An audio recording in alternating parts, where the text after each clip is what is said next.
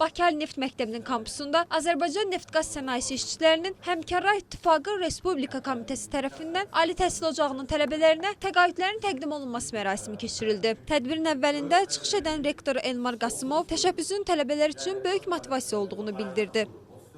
Bu gün biz sizə Rüfət müəllim şəxsən o təqaüd kartlarını təqdim edəcək və necə deyərlər, o kartların sahibləri olaraq həmkarların təqaüdünü siz qazanmışsınız. Bu münasibətlə sizlərin hər birini təbrik edirəm. Xeyirli olsun və çalışmaq lazımdır bu təqaüdü öz bilik bacarıqlarınızla qoruyasınız. Daha sonra tələbələrə təqaüd kartları təqdim edildi.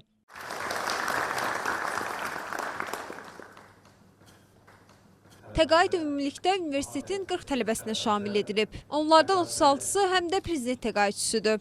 Bu təqaüd bizim üçün çox əhəmiyyətlidir.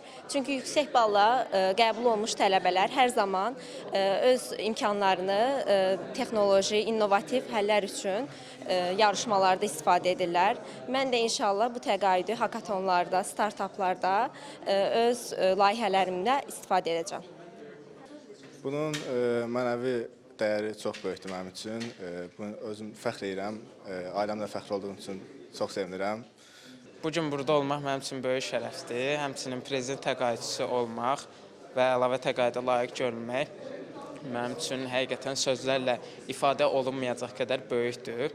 Valideynlərimin və məktəbimin mənimlə qürur hissi keçirməsi məni fərəhləndirir. Əlavə təqaüdün mənə verilməsi mənim önümdə böyük qapılar açacaq.